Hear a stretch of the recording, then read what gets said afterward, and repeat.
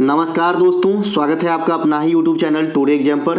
दोस्तों, जैसा कि बिहार एसआई और बिहार एसएससी के लिए जो आपका कंबाइंड वीडियो सीरीज चलाया गया था, जिसके अंदर टोटल 40 वीडियो आने वाली है। इन 40 में से आज आप 21वीं वीडियो को वॉच कर रहे हैं। इससे पहले हमने आपको 20 वीडियो प्रोवाइड करा दिया है। साथ ही साथ जो बच्चे पीडीएफ ग्रुप में ऐड हैं उनको पीडीएफ भी मिल गई है। चलिए शुरू करते हैं आज का ये वीडियो बिना टाइम गवाए। जो बच्चे नए जुड़ रहे हैं उनके लिए कुछ संदेश, जैसा कि हमारे जो भी आप क्लासेस वॉच करेंगे, खास करके पेड पीडीएफ वाली, उसके क्या होते हैं, बहुत सारे एक्स्ट्रा फैक्ट होते हैं जो आपके पॉइंट टू पॉइंट होते हैं। ये एक्स्ट्रा फैक्ट ना सिर्फ आपके सिंगल एग्जाम जिसके लिए आप ये क्लास देख रहे हैं, बाद बाकी आप जितने भी एग्जाम देंगे हर जगह आपको जो है ये फैक्ट काम आने वाली है। और पास्ट में जैसा कि आपने कई सारे एग्जाम्स अगर मेरे से जुड़ के दिए होंगे तो इस बात के अनुभव अब तक आपको हो गया होगा। चलिए शुरू करते हैं बिना टाइम गवाए। पहला जो हमारा प्रश्न है, निम्नलिखित में से कौन सा एक सिंधु नदी की सबसे लंबी सहायक नदी है? ऑप्शन है चिनाव, ब्यास, रावी, झेलम। देखिए ये चारों के चारों जो है सिंधु के अपने आप में ट्रिब्यूटरीज हैं, लेकिन यहाँ पे सबसे लॉन्ग ट्रिब्यूटरीज की बात कही जा रही है। तो सबसे लॉन्ग जो है आपका सिंधु नदी की सहायक नदी ये है जी चिनाव नदी। उसी प्रकार से आपको गंगा का भी पूछता है, गंगा और सिंधु, क्योंकि ये नदी तंत्र है ना, गंगा नदी प्रणाली, सिंधु नदी प्रणाली, ब्रह्मपुत्र नदी प्रणाली, ये मेजर नदी के अंदर इंडिया में आता है। और इंडिया में कितने मेजर नदी है? तो 12 मेजर नदी है, ये बात भी मैंने आपको बता रखा है। ठीक है, तो चिनाव नदी पूछा गया। उसी प्रकार से अगर गंगा की सबसे मेजर नदी पूछा जाता है कि भाई कौन सा मेजर ट्रिब्यूटरीज है गंगा का, तो ये आपका जी यमुना है। कौन सा है? यमुना है ना। इनके अलावा दूसरा सबसे बड़ी गंगा की सहायक नदी तो सोन है ना। तो ये दोनों बात को भी बात ध्यान रखेंगे गंगा के रिलेशन में। और गंगा कहाँ पे बनता है? तो देवप्रयाग में बनता है। किन दो नदियों के संयुक्त जलधारा है गंगा? तो अलकनंदा और भागीरथी। ठीक है भाई, तो इसके 1 नंबर आंसर हो गए।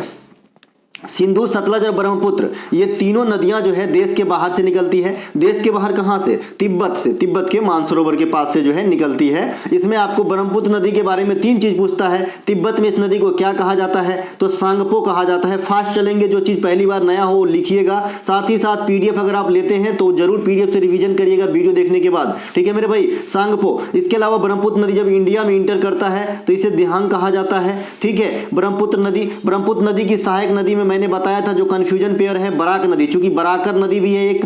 बराकर नदी दामोदर की सहायक नदी है और ब्रह्मपुत्र की सहायक नदी है बराक, सुबनसिरी, मानस, इस प्रकार से। ठीक है, तो ये हो गया, ये तीनों नदी के बारे में थोड़ा सा शॉर्ट इंफॉर्मेशन हमने दिया है। इसके अलावा सिंधु की सबसे बड़ी सहायक नदी चिनाव नदी है। सिंधु घाटी के अन्य प्रमुख नदियों में बामवर्ती कहने का मतलब है कि लेफ्ट बाजू से आके मिलता है। मान लीजिए नदी का फ्लो इस प्रकार है तो लेफ्ट बाजू किधर होगा? ये होगा लेफ्ट, और ये होगा क्या? राइट। अगर ये आप नहीं जानते हैं इसका मतलब आपका रीजनिंग कमजोर है। ठीक है, अगर आपका फेस जिस तरफ से होता है, आपका बायां हाथ हमेशा लेफ्ट होता है और दायां हाथ हमेशा राइट होता है। अगर आप पूर्व दिशा की मुंह की तरफ करेंगे तो आपका जो है बायां हाथ हमेशा उत्तर दिशा में होगा, तो उत्तर लेफ्ट और ये राइट हो जाता है। ठीक है, और हम जो लिखते हैं, अपना जो राइटिंग है, देवनागरी लिपि की जो लेखन है, ये कहां से कहां तक होता है? तो बाएं से दाएं की तरफ होता है। और खरोष्टी लिपि कैसा होता है? उल्टा होता है ना, दाएं से बाएं होता है। ठीक है मेरे भाई, तो ये एक छोटी सी जानकारी जो साहित्य से है, मेरे क्लास में यही एक आपको खूबी मिलेगा। मैं पढ़ाऊंगा हिस्ट्री, जाऊंगा साइंस में, साइंस पढ़ाऊंगा, हिस्ट्री में आऊंगा, कोई दिक्कत नहीं है। जो चीज याद आता जाएगा मैं आपको बताता जाऊंगा,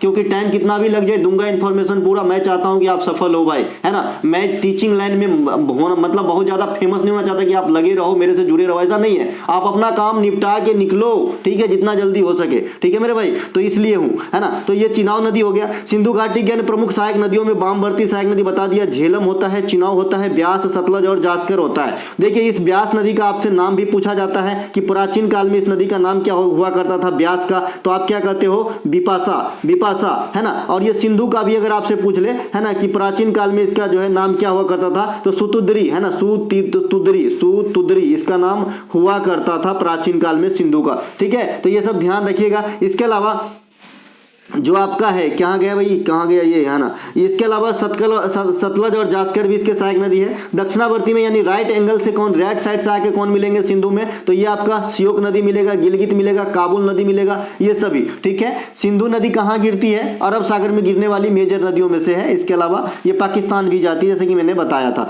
हड़प्पा कालीन स्थल मोहनजोदड़ो सिंधु नदी के किनारे स्थित है, और मोहनजोदड़ो हड़प्पा काल की सबसे बड़ी नगर है जो पाकिस्तान में स्थित है। कहाँ पर स्थित है? पाकिस्तान में स्थित है। लेकिन इंडिया में सबसे बड़े हड़प्पाकालीन स्थल राखी गढ़ी जो कहां पे है, हरियाणा में है। इसके अलावा अरब सागर में गिरने वाली नदियों में कौन कौन से प्रमुख हैं, तो नर्मदा, माही, नर्मदा, ताप्ती, जुआरी नदी अभी आपसे पूछा गया था, है ना, शरावती, गंगावेली, पेरियार, साबरमती, भादर, भरतपूजा, ये सभी जो है आपके अरब सागर में गिरने वाले नदियों में से है। ठीक है मेरे भाई। इसमें एक क्वेश्चन और बन जाता है कि पेनिनसुलर इंडिया का, प्रायद्वीपीय भारत का सबसे बड़ी नदी जो आपके अरब सागर में गिरती है, तो ये है जी आपका नर्मदा नदी। ठीक है, ये पेनिनसुलर इंडिया की सबसे बड़ी नदी है जो आपके अरब सागर में गिरती है। वैसे पेनिनसुलर इंडिया की सबसे बड़ी नदी कौन सी है, आप लोग मुझे कमेंट करेंगे, जो बंगाल की खाड़ी में गिरती है। ठीक है, इसके अलावा ये माही नदी के बारे में भी एक क्लू है, ये भारत में जो है कर्क रेखा को 2 बार पार करती है। कर्क रेखा मतलब 23.5 डिग्री नॉर्थ होता है, जो भारत के 8 राज्यों से होकर गुजरती है। ये 8 राज्य कौन कौन से हैं भाई, गुजरात, राजस्थान, मध्य प्रदेश, छत्तीसगढ़, झारखंड, पश्चिम बंगाल, त्रिपुरा और मिजोरम। बंगाल की खाड़ी में गिरने वाले नदियों को में स्वर्ण रेखा, गोदावरी, महानदी, कृष्णा, कावेरी, गंगा, ये सभी के सभी प्रमुख है जो बंगाल की खाड़ी में गिरती है। बंगाल की खाड़ी में स्थित यूटी कौन सा है और आपका अरब सागर में स्थित यूटी कौन सा है, आप लोग बता सकते हैं। अरब सागर में आपका जो है लक्षद्वीप है और बंगाल की खाड़ी में कौन सा है, अंडमान निकोबार। इन दोनों के जो है आपके न्यायालय क्षेत्र भी याद रखिएगा। जो लक्षद्वीप है ये केरल उच्च न्यायालय के अधीन आते हैं और जो अंडमान निकोबार द्वीप समूह है ये कलकत्ता उच्च न्यायालय के अधीन आते हैं। ये भी क्वेश्चन आपके एग्जाम में आता है, खास करके राज्य सरकार के एग्जाम में। ठीक है, इसके अलावा अभी आपने देखा है कि जो लक्षद्वीप है वो जो है ज्यादा उनका भाव बढ़ गया है, तो अब पता चलेगा उनको, है ना। लक्षद्वीप जो है अपने मालदीव लक्षद्वीप के जैसा ही है लेकिन थोड़ा सा कम डेवलप है ना, तो उसी को अब कर लिया जाएगा, लोग नहीं जाएगा। उनके जो है जीडीपी में देखिए कितनी गिरावट आती है अभी, क्योंकि जो है आप जानते हैं कि लक्षद्वीप कई ऐसे देश हैं जो अपने पर्यटक स्थलों को लेके ही जो है अपना जो है दंदनाता रहता है, तो अभी वही खत्म हो जाएगा तो खत्म, है ना।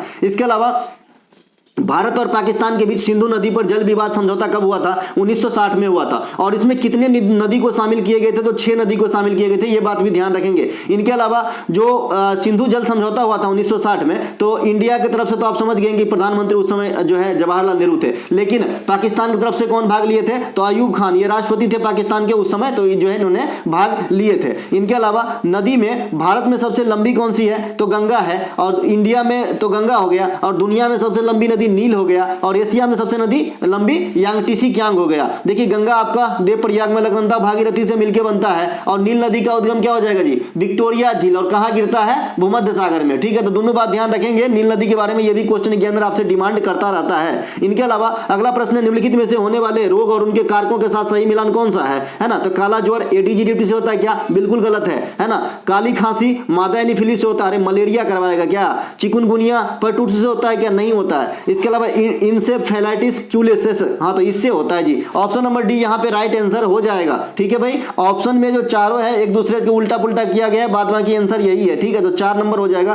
काला ज्वर जो है लिस्मेनिया डोनावानी नामक परजीवी के कारण होता है, और इसके वाहक कौन है भाई, सैंड फ्लाई यानी बालू मक्खी। ठीक है, बालू मक्खी एगो नींद वाला बीमारी होता है, वो भी उसका भी कारक कौन है, मक्खी ही है, लेकिन वो जो है सीसी मक्खी है, और ये कौन है, सैंड फ्लाई है। सैंड फ्लाई से क्या होता है, काला ज्वर होता है। इसके लिए कारक कौन है, परजीवी है, अमीबा है। इसका नाम क्या है, लिस्मेनिया डोनोवानी। ठीक है भाई, डोनोवानी। ठीक है, ध्यान रखेंगे। इसके अलावा अभी जो आपने देखा कि कोई बीमारी मक्खी से हो रहा है, कोई बीमारी मच्छर से हो रहा है, ये सब तो होते हैं ना।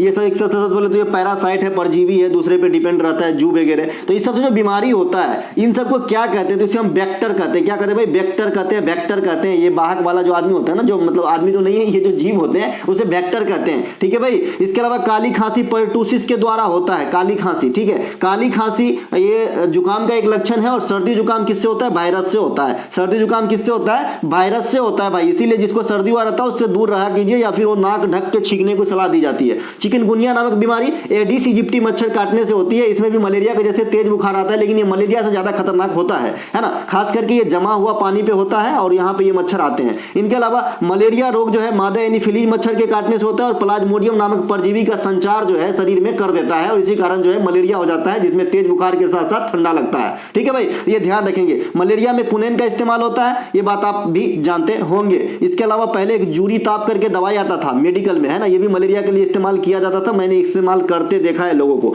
इनके अलावा पेचिस नामक रोग जो है मानव के आंत को इफेक्ट करता है, आंत इंटेस्टाइन को, है ना, तथा यह एंटी अमीबा हिस्टोलिका नामक परजीवी के कारण जो है होता है। तो ये बात भी आपको ध्यान रखेंगे, इसके परजीवी डायरेक्ट पूछता है। पेचिस मतलब जो है सूल जैसे आपका जो है होने लगता है पेट में। इनके अलावा सोने की बीमारी से कौन सा अंग प्रभावित होता है? तो कोई कहेगा अरे कोई प्रभावित नहीं होता, मस्त मोटा रहे, ऐसा नहीं है। सोने की बीमारी जो है मस्तिष्क पे इफेक्ट डालता है भैया, मस्तिष्क पे जो है ना इफेक्ट डालता है, और ये बीमारी आपका सीसी मक्खी के कारण होता है। और इसका जो परजीवी का नाम है, ये परजीवी का नाम है ट्राइपैनोसोमा, ठीक है भाई, ट्राइपैनोसोमा परजीवी के कारण जो है सोने की बीमारी होती है। विषाणु से होने वाले कुछ रोग जैसे चेचक, छोटी माता, है ना, चेचक के निवारण हेतु कौन सा डांस किया जाता है पश्चिम बंगाल में? दादा तो आप कहोगे जी ब्रीटा डांस किया जाता है। कौन सा डांस किया जाता है पश्चिम बंगाल में? ब्रीटा डांस किया जाता है पश्चिम बंगाल में महिलाओं के द्वारा, जो चेचक के निवारण वाला डांस है, ठीक है। इसके अलावा अभी मैंने आपको बताया था कि उत्तर प्रदेश में एक शीतला देवी मंदिर है, जहां पे मानता है कि अगर कोई आदमी पूजा करने आ जाए तो उसे चेचक का रोग नहीं होता है।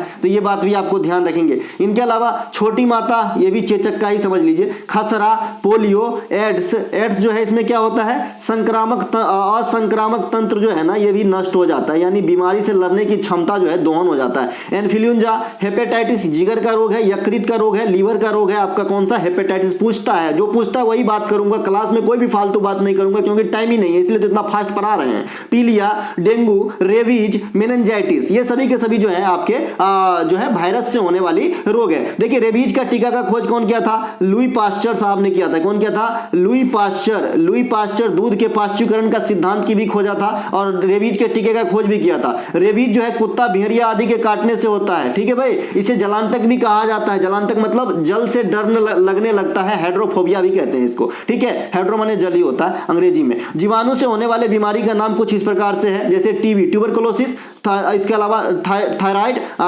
टाइफाइड, माफ कीजिएगा, डिफ्थेरिया, निमोनिया, टिटनेस को एक और नाम कौन सा देते हैं आप? लौकजा। कौन सा नाम देते हैं? लौकजा। जब कोई धारदार चीज या फिर लोहा वगैरह की जंग आपके शरीर में प्रवेश करता है तो ये बीमारी होने की संभावना होती है, इसलिए जब कट पड़ जाता है तो आदमी टिटनेस की सुइया फटाक से ले लेते हैं, ठीक है। अब अगला यहाँ पे स्टार में पढ़ लीजिए, विटामिन से संबंधित बात हमने पिछले क्लास में कर लिया है और सभी प्रकार की बीमारी के बारे में बता दिया है रासायनिक नाम के सहित। युवा पोर्टल किस मंत्रालय के द्वारा लॉन्च किया गया है? जो युवा पोर्टल एप्लीकेशन है या फिर वेबसाइट, ये किसके द्वारा लॉन्च किया गया है? तो ये किया गया है विज्ञान प्रौद्योगिकी मंत्रालय के द्वारा। जलदूत ऐप इंपोर्टेंट है। जलदूत ऐप क्या है कि भारत के जो भी ग्रामीण सेक्टर है, जो भी ग्रामीण क्षेत्र है, वहां पे जो आपका वेल मतलब आपका जो कुआं हो रहा है, कुआं जो हो रहा है, पॉन्ड बोलते हैं कुआं को, है ना, तो ये जो कुआं हो रहा है इसमें जल स्तर का पता लगाएगा आपका कौन? भैया जो है आपका जलदूत ऐप, है ना। इसके अलावा ई अमृत एप्लीकेशन किसके द्वारा लॉन्च किया गया है? तो नीति आयोग के द्वारा। नीति आयोग में वर्तमान में सीईओ कौन है? आप लोग मुझे कमेंट करेंगे, ठीक है भाई। सीईओ कौन है? अच्छा जाने दीजिए। सीईओ से अच्छा क्वेश्चन पूछता हूं,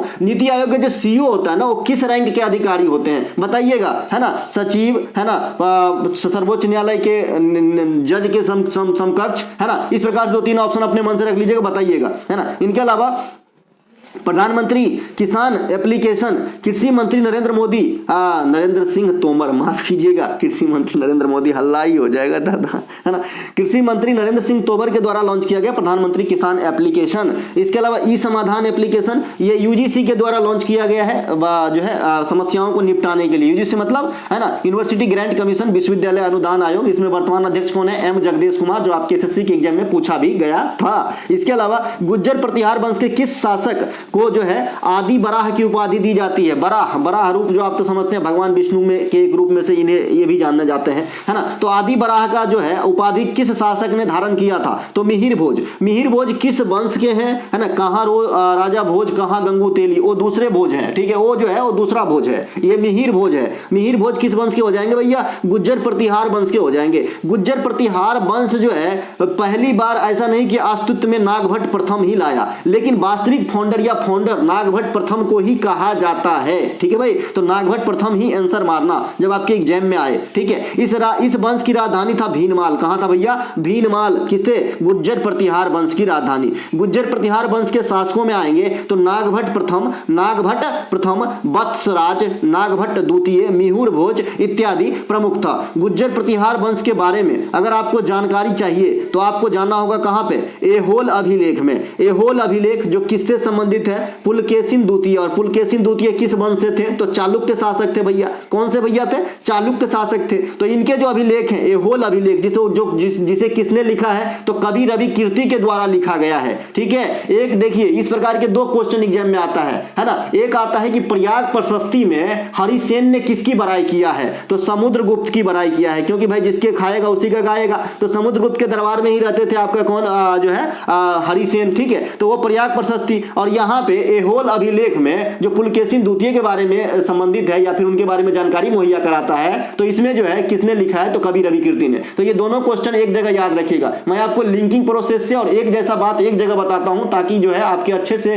प्रश्न कवर हो जाए। और उसमें से अगर 10 में से 2 भी याद रह गया तो 8 अपने आप याद आ जाएगा जब आपके कोई सामने कोई क्वेश्चन लाएगा। ठीक है मेरे भाई, यही तरीका थोड़ी दिन अपना के देखिए, आप बेटर फील करेंगे पहले से। इसके अलावा एहोल अभिलेख को लिखने का श्रेय कवि रवि कीर्ति को दिया जाता है। हर्यक वंश के प्रतापी सम्राट बिंबिसार के पुत्र अजातशत्रु इसका नाम कुनिक था। और अजातशत्रु के समय कौन सा बौद्ध संगति हुआ था? तो पहला हुआ था, कहां पे हुआ था दादा? राजगीर के अंदर। दूसरा कालाशोक के समय कहां पे? वैशाली के अंदर। तीसरा अशोक के समय कहां पे? पाटलिपुत्रा के अंदर। और चौथा आपका कुंडलवन कश्मीर में हुआ था कनिष्का के समय। तो ये 4 गो बौद्ध संगति भी याद रखिएगा। बिहार के एग्जाम देने जा रहे हैं, है ना, बिहार, है ना। इसके अलावा बौद्ध धर्म से गहरा रिलेशन है भैया। इसके अलावा मौर्य वंश के दूसरे शासक बिंदुसार के पुत्र कौन है भैया? अशोक। इनका जो नाम था, उपाधि था, क्या था? देवनाम प्रियदर्शी। ठीक है मेरे भाई, तो ये भी ध्यान रखेंगे। यहां पर मैं बिंबिसार और बिंदुसार दोनों के साथ क्यों इस शासकों को लाया जिसका उपनाम है? क्योंकि इनमें कंफ्यूजन पैदा होती है। देखिए बिंबिसार हर्यक वंश के हैं जो अजातशत्रु के पापा हैं, और बिंदुसार जो है आपका मौर्य वंश के हैं जो अशोक साहब के पापा हैं। ठीक है, चंद्रगुप्त प्रथम ने कौन सा उपाधि धारण किया था? तो महाराजा धीराज की उपाधि धारण किया था। देखिए टॉपिक वाइज वीडियो की क्रम चल रही है, जो जिसका पीडीएफ भी फ्री है भैया, तो आप लोग जरूर से जरूर अटेंड कीजिएगा। टॉपिक वाइज में मैं आपको जो है प्रैक्टिस करवाता हूं। यहाँ पे प्रैक्टिस सेट के दौरान आपको जो है थ्योरी समझिए, प्रैक्टिस समझिए, एग्जाम के लिए ओरिएंटेड गेस पेपर समझिए, जो समझना है समझिए। ठीक है ना। इसके अलावा गुप्तकालीन परम प्रतापी सम्राट चंद्रगुप्त द्वितीय ने विक्रमादित्य की उपाधि धारण की थी। इन्हीं के काल में फहियान भारत आया था। और हेनसांग के किसके काल में आया था? हर्षवर्धन के काल में। ठीक है, इसके अलावा ये आपका एक फिजिक्स का न्यूमेरिकल, देखिए मैंने फिजिक्स के न्यूमेरिकल काफी सारे आपको बता दिया है। ओम के नियम का प्रयोग करना है, हीट के समीकरण का प्रयोग करना है, या फिर घर में बिजली खपत का प्रयोग करना है। तो 3 न्यूमेरिकल हमने पहले ही आपको बता दिया था। आज हमने यहाँ पे जो है 4 किलोग्राम द्रव्यमान वाली किसी वस्तु पर जो बल लगाने की उसका वेग है ना 5 सेकंड में, अगर बल लगाते हैं, अगर 5 सेकंड तक बल लगाते हैं तो 15 मीटर प्रति सेकंड से बढ़ के 25 मीटर प्रति सेकंड हो जाता है। लगाए गए बल की गणना न्यूटन में करें। इसका आंसर 8 न्यूटन आएगा। अब कैसे आएगा? थोड़ा सा सूत्र आपको यहाँ पे रिक्वायरमेंट होती है। देखिए यहाँ पे वस्तु का द्रव्यमान आपको दिया गया है, द्रव्यमान मास दिया गया है, कितना दिया गया भाई? 4 किलोग्राम 4 केजी। इसके अलावा चाल में परिवर्तन v1 माइनस v2 मैं लिख लेता हूं, वेलोसिटी 1 वेलोसिटी 2, इसमें परिवर्तन जो है 10 मीटर हो जाएगा, क्योंकि 25 में से 15 घटेगा, 25 में से 15 घटेगा, सही है, तो 10 हो जाएगा, 10 मीटर प्रति सेकंड, 10 मीटर प्रति सेकंड हो जाएगा। और आपका टाइम दिया गया है 5 सेकंड, 5 सेकंड जो है आपका टाइम दिया गया है। आप जानते हैं कि त्वरण बराबर क्या होता है? तो गति में परिवर्तन का जो अनुपात है समय के साथ अगर आप कर देंगे, है ना, तो क्या निकलेगा? एक्सेलरेशन यानी त्वरण निकलेगा, है ना। और बल के सूत्र में आपको त्वरण और द्रव्यमान होना चाहिए। ठीक है, तो त्वरण आप निकाल लिए। गति में परिवर्तन आपने कितना निकाला था? 15 से 25 हो गया था, तो 25 में से 15 घटाएगा तो 10 निकलेगा। और इसके अलावा समय कितना था आपके पास? 5, और इसको हम ए से मास से गुना करेंगे,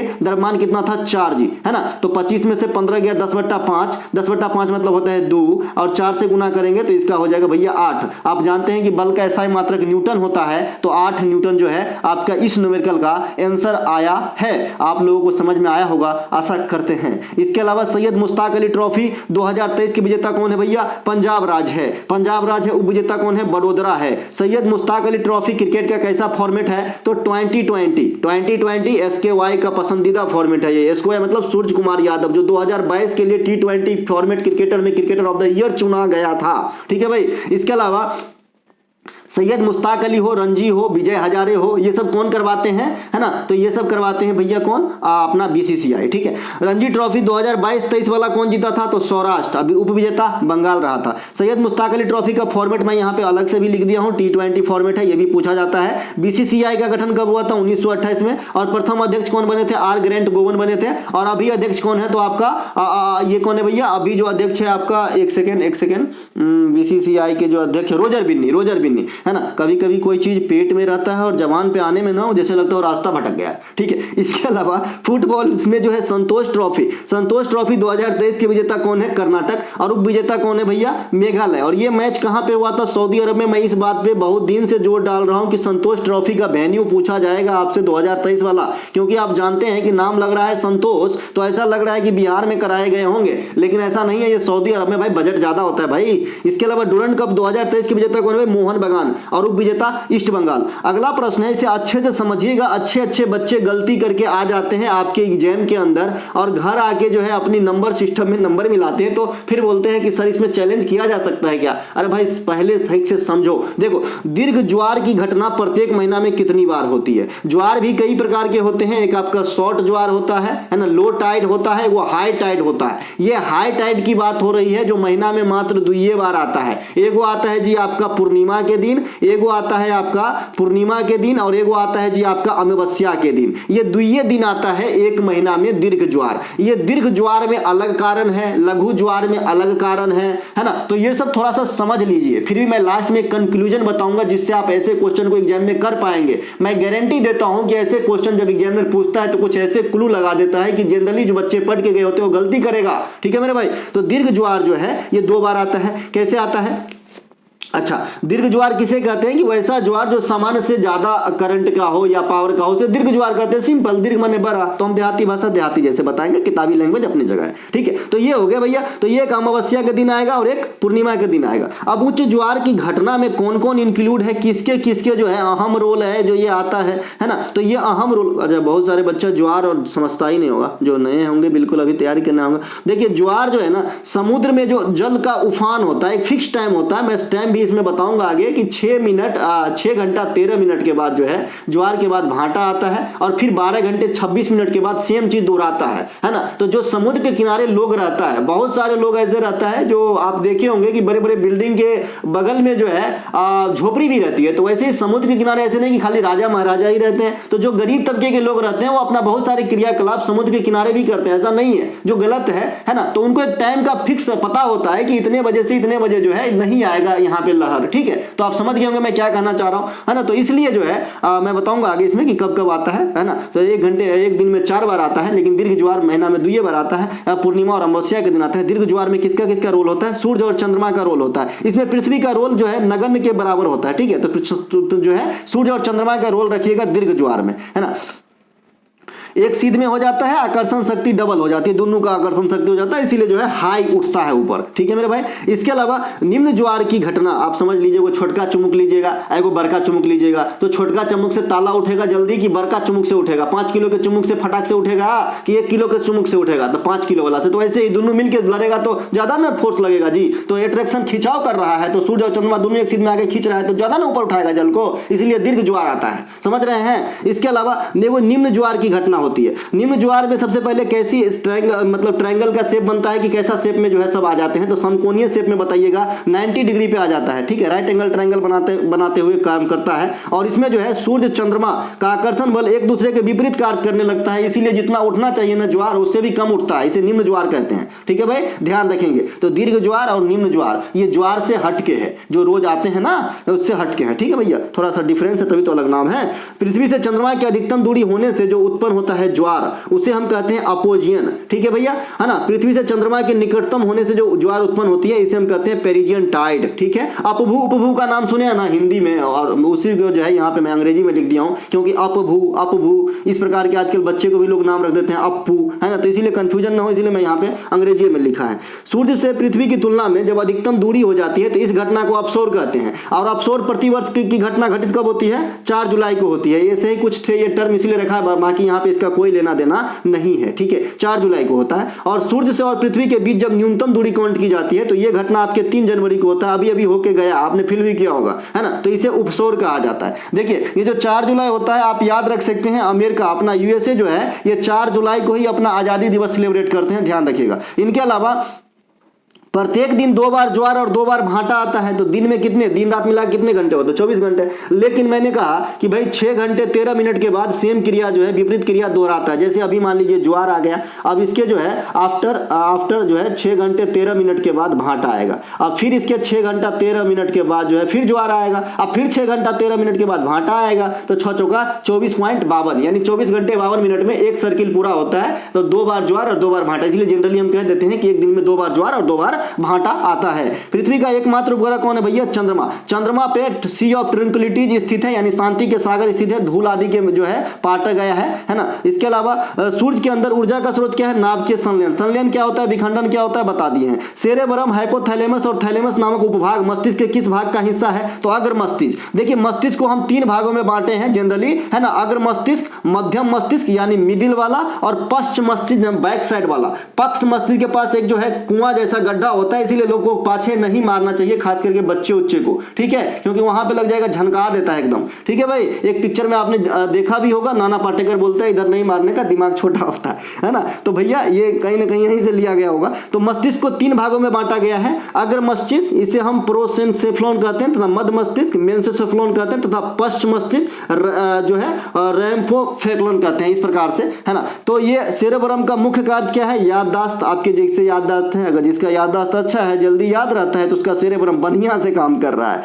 बुद्धिमत्ता, है ना, आपका सोचने की क्षमता, याद रखना, ज्ञान, इच्छा, ये सब कौन व्यक्त करता है, सेरेब्रम। इसके अलावा हाइपोथैलेमस, ये रक्तदाब, ब्लड प्रेशर, पसीना, खुशी, है ना। इसके अलावा गुस्सा, प्यार और नफरत, है ना। जल का उपापचयन, ये सब जो है हाइपोथैलेमस ग्रंथि इसके लिए उत्तरदायी है, जो कहां पे, मस्तिष्क का पार्ट है भाई, है ना। इनके अलावा दर्द, ठंडा और गर्म, ये तीनों किसके हिस्से आया है, तो थैलेमस। ये बेचारा हमेशा दुख में ही रहता है, ज्यादा ठंडा हो जाए तो भी दुख होता है, ज्यादा गर्म हो जाए तो भी दुख होता है, और दर्द तो दर्दे है भाई, ठीक है। तो ये तीनों जो है ना, दुख वाला डिपार्टमेंट थैलेमस को दिया गया है, ठीक है। उपापचयी, रक्तदाब एवं हृदय की धड़कन का नियंत्रण कौन करता है, मेडुला ऑब्टुलंगा। ये पश्च मस्तिष्क का भाग है, मेडुला ऑब्टुलंगा, ठीक है। इसके अलावा अभी देखिए एक कॉमन चीज है कि रक्त का दाब जो है अगर मस्तिष्क के द्वारा भी किया जाता है, रक्तदाब, है ना, हाइपोथैलेमस के द्वारा, और इसमें पार्टिसिपेट पश्च भाग भी करता है ना, कौन, मेडुला ऑब्टुलंगा। तो दोनों में से कौन ऑप्शन हो सकता है, या फिर रक्तदाब के नियंत्रण में दोनों ऑप्शन हो सकते हैं, तो दोनों को टिक करके आना पड़ेगा।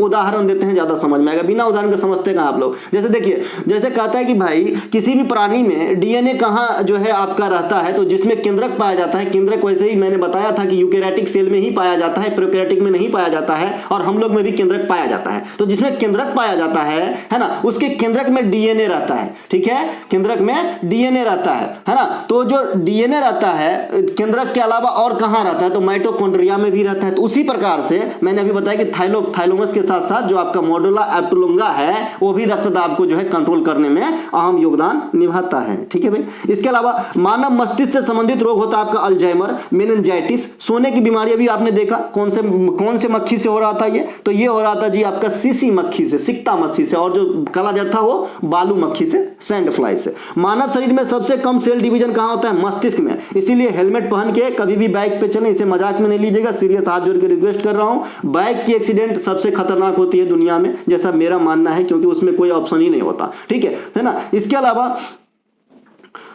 जुलाई 2023 के उत्तरी चैनल को तैर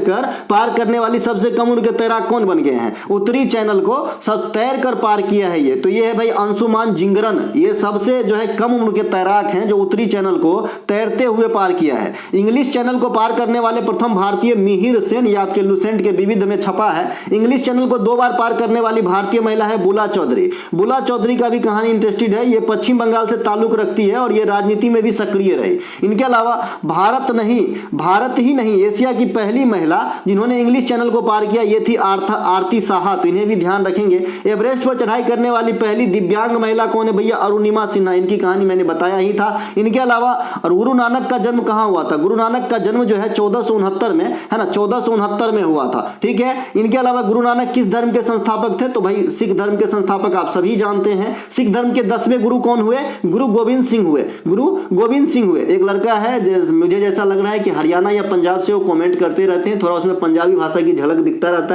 है ना। तो मुझे तो नहीं आता है पंजाबी भाई, नहीं तो मैं भी कुछ बोलता था, है ना। गुरु नानक के माता का नाम क्या है? तृप्ति देवी या फिर तृप्ता देवी, और पिता का नाम कालू मेहता था, ठीक है, ये ध्यान रखेंगे। गुरु गोविंद सिंह के माता का नाम गुजरी देवी, ये पूछा भी गया था अभी आपके दिल्ली पुलिस के एग्जाम में। इनके अलावा गुरु गोविंद सिंह के द्वारा खालसा पंथ की स्थापना 1699 ईस्वी में किया गया था।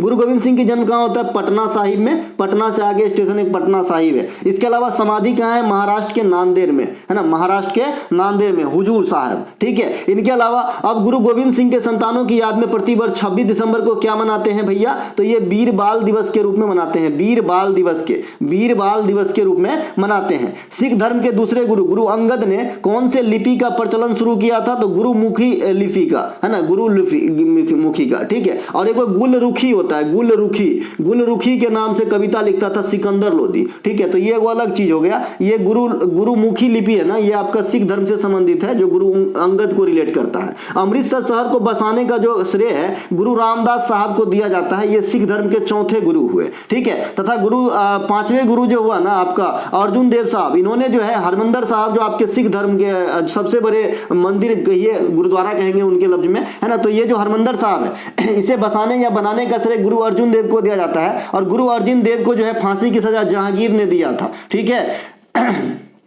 मुझे मिल जाए खाली। इनके अलावा गुरु तेग बहादुर जो सिख धर्म के 9वें गुरु थे, गुरु गोविंद सिंह के पिता थे, इन्हें फांसी जो है औरंगजेब ने दिलाया था, है ना। अब बताइए, है ना, छोटी छोटी बात के लिए फांसी ही दिला देते थे, कैसा, है ना। इनके अलावा दाब को मापने के लिए किस यंत्र का प्रयोग किया जाता है ना, तो ये बैरोमीटर का प्रयोग किया जाता है दाब को मापने के लिए। तो ये आप ध्यान रखेंगे, वायुमंडलीय दाब के मापन हेतु बैरोमीटर का इस्तेमाल किया जाता है। बैरोमीटर से आप जो है ना मौसम का पूर्वानुमान भी लगाते हैं, है ना। उस हिसाब से अगर देखें तो पहले के सापेक्ष आजकल का फैसला ज्यादा अच्छा होता है कि कितना गुनाह है, कितना सजा दिया जाएगा। पहले कई पिक्चर में भी आप देखे होंगे एकमात्र सजा है मौत। हमारा बात नहीं मानने का मतलब मौत, भैया ये, है ना, मौत क्यों? जिंदगी जो है आपके लेने का कोई अधिकारी नहीं हो दोस्त, है ना। इसके अलावा दाब को मापने के लिए किस यंत्र का? तो बैरोमीटर। वायुमंडलीय दाब के मापन जो है बैरोमीटर का इस्तेमाल करते हैं। वायुमंडलीय दाब को मापते समय बैरोमीटर के पाठ्यांक से हम मौसम का पूर्वानुमान लगा सकते हैं। जैसे बैरोमीटर की रीडिंग सहसा गिर जाए, एक के बार गिर जाए तो क्या होता है? तूफान और तेज बारिश आने की संभावना होती है। और धीरे धीरे ऊपर चढ़ रहा है बैरोमीटर का पारा तो क्या होगा भैया, है ना, मौसम साफ रहने की जो है संभावना होती है। अत्यधिक उच्च ताप को मापने के लिए हम बैरोमीटर का इस्तेमाल करते हैं। एनीमोमीटर से हम हवा का वेग मापते हैं और अमीटर से हम विद्युत धारा को मापते हैं। आर्द्रता मापन वाली जो यंत्र है हाइग्रोमीटर कहलाता है। घनत्व मापन वाली जो यंत्र है हाइड्रोमीटर कहलाती है। दूध की जो है प्योरिटी हम मापते हैं लैक्टोमीटर से। अभी आपने कंट्री डिलाइट का प्रचार देखा होगा, दूध पहुंचाने का स्कीम है कंट्री डिलाइट, है ना। तो ये भी बोलता है कि एक किट देंगे जैसे आप जो है दूध को माप सकते हैं घर पे।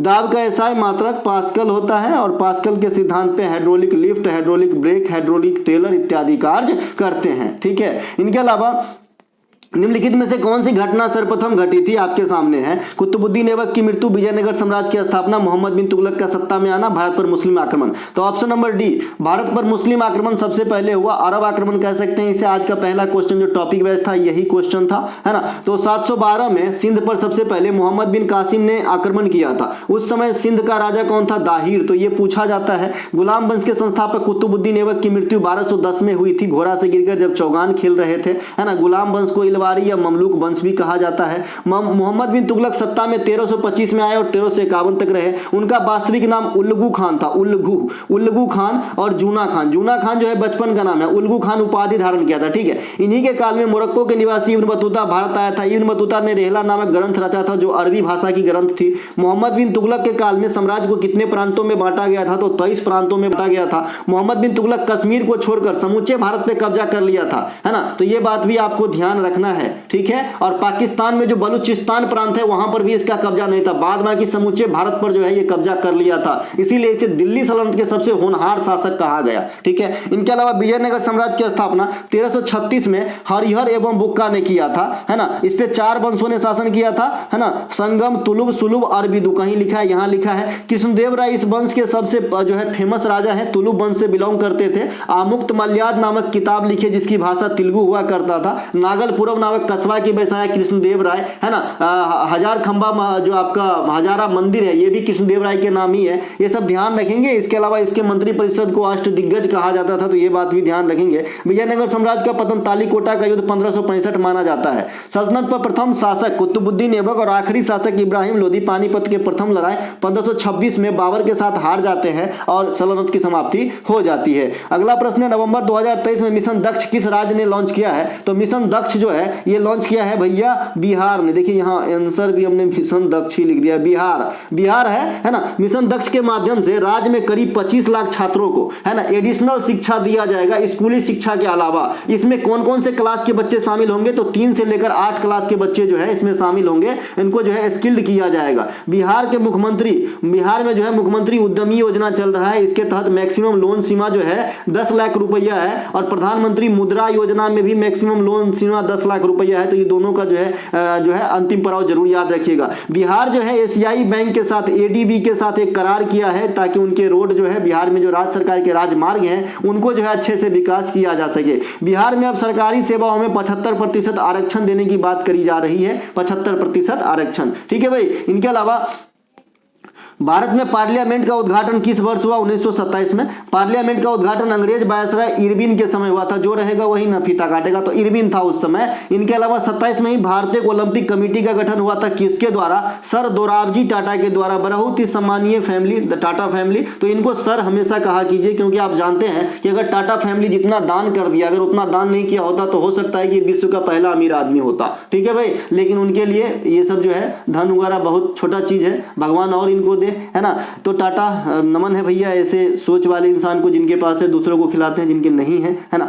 तो ये आपका 1927 में टाटा कमेटी सर दोराबजी टाटा के द्वारा, प्रथम अध्यक्ष भी टाटा सर दोराबजी टाटा ही बने थे ओलंपिक कमेटी में। वर्तमान में आपके पीटी उषा है। ब्रिटेन के संसद को पार्लियामेंट की जननी या विश्व संसद का जननी कहा जाता है ना। ब्रिटेन के संसद का नाम भी अपने आप में पार्लियामेंट ही है। भारत के संविधान में संसदीय प्रणाली, एकल नागरिकता, द्विसदनीय विधायिका सभी के सभी ब्रिटेन के संविधान से लिया गया है। विधि का शासन भी लिख लीजिएगा, छूट गया, इंपोर्टेंट तो यही है, विधि का शासन भी लिया गया है आपके ब्रिटेन के संविधान से। लेकिन मैंने आपको बताया है कि विधि द्वारा स्थापित प्रक्रिया ये आपके जापान के संविधान से लिया गया है। भारतीय संसद में शून्यकाल ये भारत संसद की अपनी देन है, जो 1962 में इंट्रोड्यूस करवाया गया। ये क्या होता है कि प्रश्नकाल और अगले कार्यकाल के जो बीच का टाइम गैप होता है उसे हम शून्यकाल कहते हैं। इनके अलावा 24 जनवरी 1950 को जनगण मन राष्ट्रीय गान के रूप में अपनाया गया। उसी दिन राष्ट्रीय गीत को भी अपनाया गया, 24 जनवरी 1950 को ही अपनाया गया था। जनगण मन के रचयिता रविन्द्रनाथ टैगोर है, जबकि आपका वंदे मातरम के रचयिता है ना आनंद मठ से लिया गया है, तो बंकिम चंद्र चटर्जी है, सही है भाई। इनके अलावा प्रसिद्ध लेखक सलमान रश्दी का जन्म स्थान भारत में किस नगर में है? तो ये मुंबई में जन्म लिए थे सलमान रश्दी, है ना। सलमान रश्दी के प्रथम उपन्यास ग्राइमस। इसके अलावा सलमान रश्दी की अन्य किताब में आएंगे तो midnight children, Satanic versus, victory city, same, है ना, लैंग्वेज ऑफ ट्रूथ, ये सभी के सभी सलमान रश्दी की किताबों में से हैं। देखिए ये जो आप पेपर कटिंग यहाँ पे देख रहे हैं हमारे जो टॉपिक बैच की वीडियो का है पीडीएफ, उसके अंदर आपको किताब वाले पोर्शन में मिलेगा। तो यहाँ कुछ राइटर का किताब है, जैसे कि मैं आपको दिखाना चाहता हूँ, उसी का मैंने हूबहू कट ले लिया है, आपके सामने लाया है, ताकि अगर आप ले भी लियो पीडीएफ आप पढ़ नहीं रहो तो फिर दिक्कत है। The inheritance of loss Kiran Desai, imbalance of transformation Kiran Desai, ठीक है।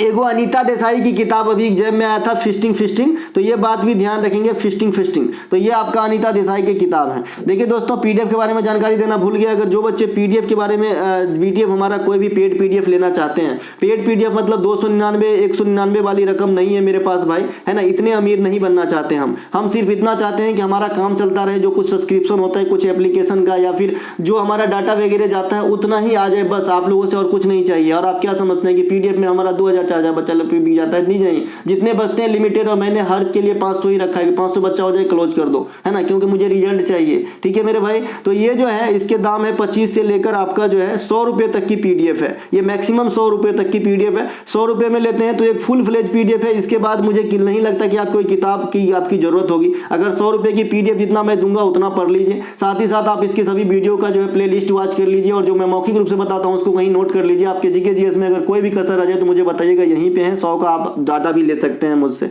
ठीक है भाई, इसके अलावा the blue umbrella, Ruskin Bond की ये चारों पुस्तक, पांचों पुस्तक एक जगह है। The room on the roof, angry river, the golden years, the girl on the train, ये सब रस्किन बॉन्ड के हैं। शशि थरूर के the practical prime minister, inglorious empire, Ambedkar a life, आप देख रहे हैं कि इस प्रकार से एक राइटर का एक जगह पुस्तक आपको बना के दे दिया हूँ। इसके अलावा ये सब जो है, चलते हैं आगे, रामचंद्र गुहा का इंडिया आफ्टर गांधी, तो ये चलते हैं, तो ये तो आप पीडीएफ अगर आप लेंगे तो मिल ही जाएगा। इनके अलावा नटाल इंडियन कांग्रेस की स्थापना गांधी जी ने कहाँ किया था? देखिए, एक तो भारतीय राष्ट्रीय कांग्रेस है जिसकी स्थापना 1885 में हुआ था, डफरिन के समय, है ना, और जो है पहला अध्यक्ष इसमें व्योमेश चंद्र बनर्जी बना था, लेकिन किसके सहयोग से? तो एओ ह्यूम के सहयोग से। जनरली क्या होता है कि जो चीज़ आप स्थापना करते हो पहली बार अध्यक्ष भी आप ही बन जाते हो, लेकिन ऐसा नहीं है। कांग्रेस के अध्यक्ष के श्रेय जो है एओ ह्यूम को दिया जाता है, लेकिन अध्यक्षता व्योमेश चंद्र बनर्जी ने पहली बार किया था। तो नटाल कांग्रेस की जो स्थापना है ना, ये गांधी जी के थे दक्षिण अफ्रीका में। अब गांधी जी के दक्षिण अफ्रीका का पीरियड क्या रहेगा ये भी बता दूं, चलिए, है ना, तो ये रहेगा जी आपका 1893 से 1915, ये दक्षिण अफ्रीका में गांधी जी अपना बिताए, राजनीतिक रूप से सक्रिय भी रहे, है ना, क्योंकि ट्रेन वाला घटना हो जाता है दक्षिण अफ्रीका में, आप जानते ही हैं, जहां पे काले घोड़े की भेद के चलते हुआ था। फिनिक्स फार्म की स्थापना गांधी जी दक्षिण अफ्रीका में ही किया था, फिनिक्स फार्म्स का, तो ये बात भी ध्यान रखेंगे। गांधी जी दक्षिण अफ्रीका 1893 में गए, 1915 में लौटे, और जब लौटे तब 46 साल के थे करीब, ये कैलकुलेट कर लीजिएगा, ये क्वेश्चन आपके एग्जाम में आया है। गांधी जी के सबसे अधिक प्रेरित थे जॉन रस्किन के पुस्तक अनटू द लास्ट से, इनको प्रेरणा मिली थी इन पुस्तक से, इसीलिए आपसे पूछा जाता है, 4 राइटर का नाम देगा और पूछेगा कि गांधी जी प्रभावित थे, तो जॉन रस्किन से। इनके अलावा गांधी जी के राजनीतिक गुरु गोपाल कृष्ण गोखले हुआ करता था। गांधी जी को जो है गुरुदेव की उपाधि रविंद्रनाथ टैगोर ने, गांधी जी को राष्ट्रपिता सुभाष चंद्र बोस ने, जो है ये सब कुछ उपाधियां थे, है ना, 1944 में सुभाष चंद्र बोस दिया था। अच्छा, गुरुदेव की उपाधि जो है ना महात्मा गांधी रविंद्रनाथ टैगोर को दिए थे, तो दोनों आदान प्रदान किए थे। और दोनों के साथ एक और क्वेश्चन जुड़ता है कि जब जालियांवाला बाग हत्याकांड हुआ था तो गांधी जी ने, है ना, केसर हिंद की उपाधि वापस कर दिया था, और रविंद्रनाथ टैगोर ने नाइटहुड की उपाधि जो है अंग्रेजों को जो है फेंक के मारा था, ले, है ना, इतना घटना कृत करता है और उपाधि देता है। इसके अलावा टेल्सटाई फार्म गांधी जी से जुड़ा हुआ है, जो दक्षिण अफ्रीका में ही है ना। इनके अलावा भारत लौटने के बाद गांधी जी सर्वप्रथम चंपारण सत्याग्रह में भाग लिए, जो 1917 में होता है। चंपारण जो है बिहार में है, बिहार की एग्जाम देने जा रहे हैं आप, है ना। चंपारण, पश्चिमी चंपारण बिहार की जो है सबसे वेस्टर्न मोस्ट जो है आपका जिला हो जाएगा, जो यूपी को टच करता है। चंपारण में किसान राजकुमार शुक्ल के आमंत्रण पर ही गांधी जी चंपारण गए थे, और वहां पे नील की खेती से त्राहिमाम तिनकठिया पद्धति से निजात दिलाए थे। इनके अलावा गांधी जी के प्रमुख सत्याग्रह में आइए तो 1918 में खेरा गुजरात में है, अहमदाबाद भी गुजरात में है, 18 में ही हुआ था। असहयोग आंदोलन 1920 में हुआ था। असहयोग आंदोलन एक ऐसा आंदोलन भारतीय इतिहास में हुआ जिसमें सभी समुदाय के लोग बढ़ चढ़ के भाग लिया था। असहयोग मतलब साथ न देना, प्रथम विश्व युद्ध के में जो किए गए वादा को न निभाना, यही कहीं ना कहीं इसका बीजारोपण है अंग्रेजों के खिलाफ, ठीक है। इनके अलावा इसे बंद करने का भी समय आपसे पूछा जाता है। 1922 में चौरा चौरी हत्याकांड, जो एक हिंसक हत्याकांड था, और गांधी जी अहिंसा के पक्षधर में थे, तो ये हिंसा देख के जो है ना अनशन पे बैठ के इसे बंद करवा दिया। हालांकि कई सारे नेता इसके जो है मतलब विपक्ष में थे कि इसे बंद नहीं करना चाहिए, और नहीं ही करना चाहिए था बंद। इनके अलावा इरविन समझौता 1931, गांधी इरविन समझौता, गांधी अंबेडकर समझौता जिसे पूना पैक्ट कहा जाता है 1932, दांडी मार्च 1930 साबरमती आश्रम से। और अभी साबरमती आश्रम से आपने किस चीज की शुरुआत की थी? भारत सरकार की पहल जो करेक्ट क्या है 1-2 साल पहले की है, बताइएगा। इसके अलावा भारत छोड़ो आंदोलन 1942, कांग्रेस की बेलगांव अधिवेशन की अध्यक्षता 1924, द्वितीय गोलमेज सम्मेलन की सम्मान भाग लेना जो है 1931। 3 गोलमेज सम्मेलन होता है, 30, 31, 32, तीनों में भीमराव अम्बेडकर साहब भाग लिए थे। होयसल की राजधानी कहाँ है भैया? हेलीबीड। होयसल के संस्थापक कौन है भाई? निरपकर्मा सेकंड, है ना, निरपाकर्मा सेकंड, इसको जो है होयसल वंश के संस्थापक माने जाते हैं। इसकी राजधानी हेलीबीड था, ठीक है। इनके अलावा अभी जो है होयसल साम्राज्य के निर्मित मंदिरों समूह को जो है यूनेस्को में 42वें साइट के रूप में दर्जा दिया गया है इंडिया की तरफ से। तो ये कहाँ इसके मंदिर है? तो एक तो आपका जो है चेन्ना केशव मंदिर, ये है ना, चेन्ना केशव मंदिर, ये आपका कहाँ पे है? बेलूर में है। सोमनाथपुरम मंदिर, ये कहाँ पे जो है, एक सेकेंड, सोमनाथपुर में केशव मंदिर मंदिर है सोमनाथपुर में, जगह का नाम सोमनाथपुर, माफ कीजिएगा भैया उल्टा पर आ गया है ना, हो जाता है ना। इसके अलावा हेलीबीड में होयसलेश्वर मंदिर। तो ये तीनों मंदिरों समूह को जो है आपको ऐड किया गया है यूनेस्को के अंदर। भारत में 42वें यूनेस्को 41वें कौन बने हैं? तो आपका शांति निकेतन, जो रविन्द्रनाथ टैगोर से जुड़ा हुआ है। पांड्य साम्राज्य की संस्थापक कौन है? कुदुंगा, और राजधानी इसका क्या हुआ था? मदुरई, है ना, कदुंगा, है ना, इस प्रकार से। चोल वंश के संस्थापक विजय। चोल काल में किसानों की बस्तियों को क्या कहा जाता था? उर कहा जाता था। ये क्वेश्चन जो है अभी एक राज्य सरकार के एग्जाम में पूछे गए हैं, है ना, तो इसे भी ध्यान रखिएगा। इनके अलावा चोल वंश की राजधानी तंजौर है। तंजौर स्थित बृहदेश्वर मंदिर का निर्माण राजराज चोला ने किया था। चोल शासक को गंगोई कोंड किसे कहा जाता? तो राजराज चोल को ही गंगोई कोंड भी कहा जाता था, या गंगोई चोलम कहा जाता था, या गंगोईपुरम चोलम कहा जाता था। ठीक है, तो ये सब उन्हीं को कहा जाता था, ध्यान रखिएगा। बिहार राज्य को कितने कृषि प्रदेशों में बांटा गया है? तो 8 कृषि प्रदेशों में बांटा गया है ना। और भारत को कुल कितने कृषि जोन में बांटा गया है? तो 15 कृषि जोन में बांटा गया है। ये दोनों बातें के साथ ध्यान रखिएगा। भारत में कितने शास्त्रीय नृत्य है अभी? तो भारत में 8 शास्त्रीय नृत्य है। भारत में कितने क्लासिकल लैंग्वेज है? तो 6 क्लासिकल लैंग्वेज है। भारत में कितने हॉट स्पॉट है? तो 4 हॉट स्पॉट है। भारत में कितने जो है आरक्षित क्षेत्र अभी है? तो 18 आरक्षित क्षेत्र है। तो ये सब कुछ डाटा जो है ना आपके जवान पे यूं ही फिट होना चाहिए, जैसे है ना एक पढ़ाया हुआ सुगा के मुंह पे रहता है कोई बात। ठीक है। इनके अलावा बिहार को गंगा नदी 2 भाग में बांटते हैं, जैसे आपके इस बिहार का कुछ नक्शा इस प्रकार से, है ना, और इसको गंगा नदी 2 भाग में बांट देते हैं इस प्रकार से, उत्तरी बिहार और दक्षिणी बिहार, है ना। इनके अलावा बिहार की सबसे अधिक चावल तथा दूसरा सबसे अधिक उपजाने वाले फसल गेहूं है। बिहार, अच्छा, इंडिया में भी सबसे अधिक फसल उपजाने वाला फसल जो है चावले है। बिहार में पुराने जलीय मिट्टी को कैवाल कहा जाता है। ये कैवाल हर जगह नहीं कहा जाता है, तो कहाँ कहा जाता है भैया कैवला? तो ये भोजपुर, बक्सर, रोहतास, पटना, नालंदा, मुंगेर इत्यादि क्षेत्र में जो है ये आपका क्या कहा जाता है? कैवाल कहा जाता है। इससे क्या पता चलता है कि ये दक्षिणी भाग की जो है ना बात हो रही है। ज्यादातर जिला आप दक्षिणी भाग में देख पा रहे हैं। ठीक है, हालांकि पटना का दक्षिणी भाग से कोई लेना देना नहीं है, फिर भी। इसके अलावा बिहार के लगभग 80% आबादी किस पे निर्भर है भैया? कृषि पर निर्भर है ना। और एक क्वेश्चन एग्जामिनर आपसे और करता है कि जिस देश में अधिकांश जनता कृषि पे निर्भर होता है उस देश की प्रकृति कैसी होती है? तो आप कहते हो कुछ भी हो सकता है, लेकिन विकसित तो नहीं होता है। ठीक है, यानी कृषि में इतने ज्यादा इनकम नहीं होता है कि जो है देश को विकसित करवा दे। ठीक है भाई, तो ये बात भी ध्यान रखेंगे, है ना। कृषि में जीडीपी की प्रतिशतता और कृषि से प्राप्त आय दोनों में बहुत फर्क है। ठीक है, मैंने आपको इसको एग्जाम्पल के साथ समझाया था। ठीक है मेरे भाई, तो ये बात भी ध्यान रखेंगे। इनके अलावा बिहार में औसतन वर्षा 100 से 200 सेंटीमीटर होती है, ये भी ध्यान रखिएगा, है ना। इनके अलावा बिहार में सबसे बड़ा ताप संयंत्र कहाँ पे है? कहलगांव में, है ना। बाढ़ वगैरह में भी आपको मिलेगा बिजली उत्पादन क्षेत्र, बरौनी में रिफाइनरी फैक्ट्री वगैरह मिलेंगे, है ना। इनके अलावा समस्तीपुर वगैरह में कृषि विश्वविद्यालय मिलेंगे, तो ये सब ध्यान रखिएगा। दरभंगा और गाँव में जो है मखान अनुसंधान केंद्र सबसे संबंधित शाखा मिलेंगे, ये सब ध्यान रखिएगा। इनके अलावा माउंट आबू में प्रसिद्ध जैन मंदिर का निर्माण किसने करवाया था? तो बिमल शाह ने, ये चालुक्यों के काल में करवाए थे।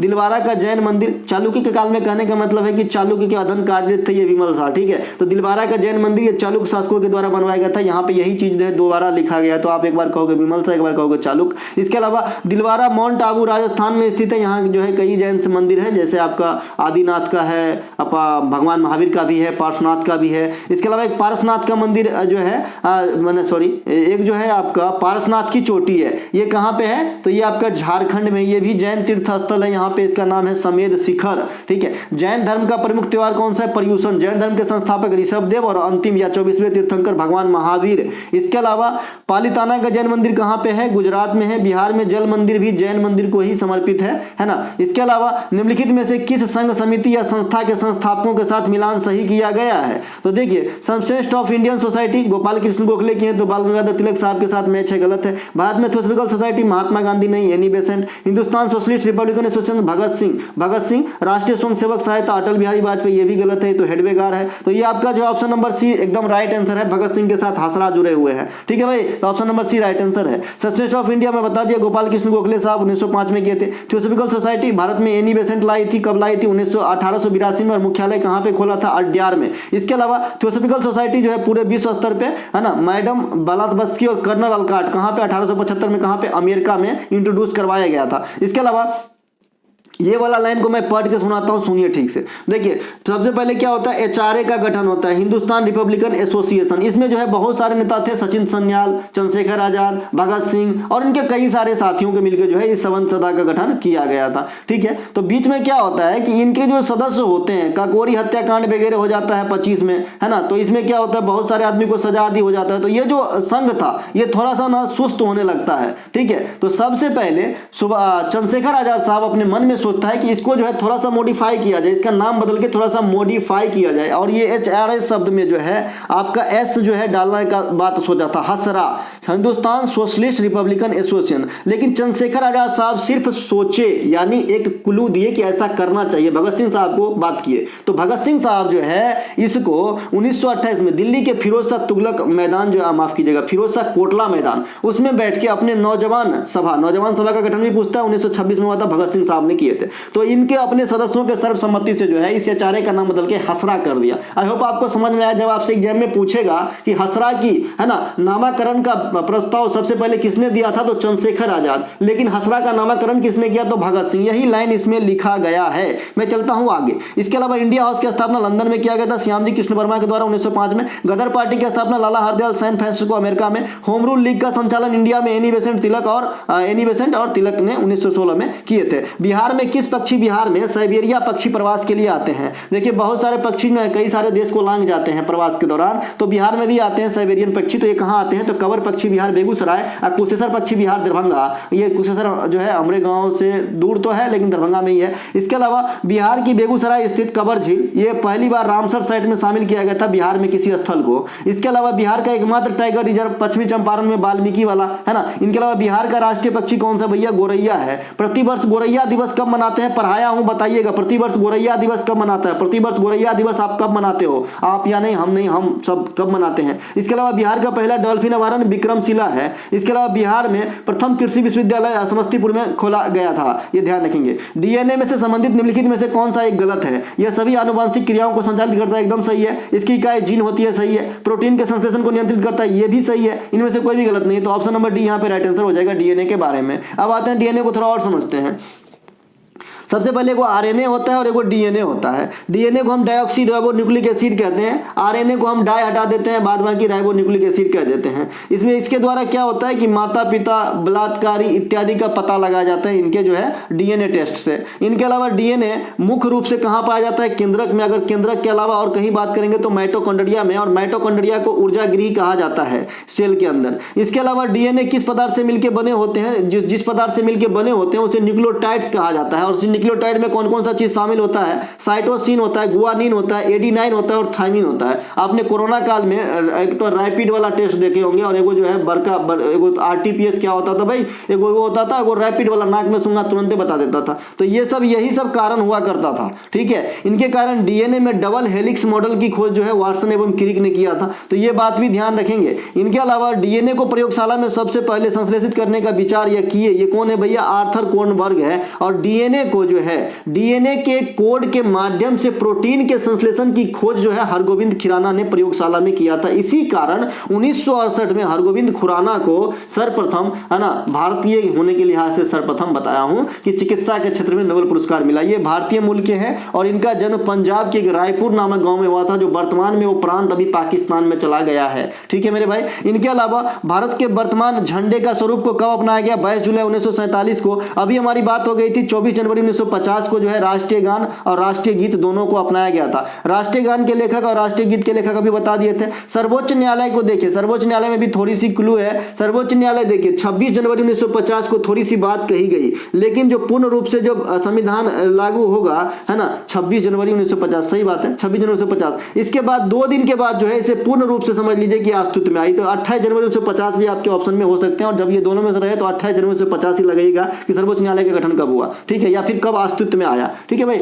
इसके अलावा भारत का संविधान बनकर तैयार हुआ था नवंबर 1949, 26 नवंबर 1949 को, और लागू हुआ था 26 जनवरी 1950 को। ये 26 जनवरी को क्यों लागू हुआ था, ये क्वेश्चन आपसे पूछा गया था और मैं कई दफा आपको बता दिया है कि लाहौर अधिवेशन का जो पूर्ण स्वराज की मांग था उसका डेडलाइन का डेट था। इसके अलावा देश में प्रथम राष्ट्रपति है ना 24 जनवरी 1950 को ही जो है राजेंद्र प्रसाद को चुना गया था राष्ट्रपति के रूप में, और ये 2 कार्यकाल तक रहे थे, 1962 तक रहे थे, और अब तक सबसे लंबी राष्ट्रपति के रूप में सेवा देने वाले जो है राजेंद्र प्रसाद साहब है। इनके अलावा हौज सुल्तानी का निर्माण किसने करवाया, इल्तुतमिश ने करवाया। हौज सुल्तानी एक प्रकार का क्या है, जलाशय है, एक प्रकार का क्या है भैया, जलाशय है। इसके अलावा गुलाम वंश के संस्थापक कुतुबुद्दीन ऐबक, परंतु गुलाम वंश के वास्तविक फाउंडर किसे कहते हैं, इल्तुतमिश को कहते हैं। इल्तुतमिश कहां से ताल्लुक रखते थे, तो इलवारी तुर्क था, इसीलिए गुलाम वंश को इलवारी वंश भी कहा जाता है।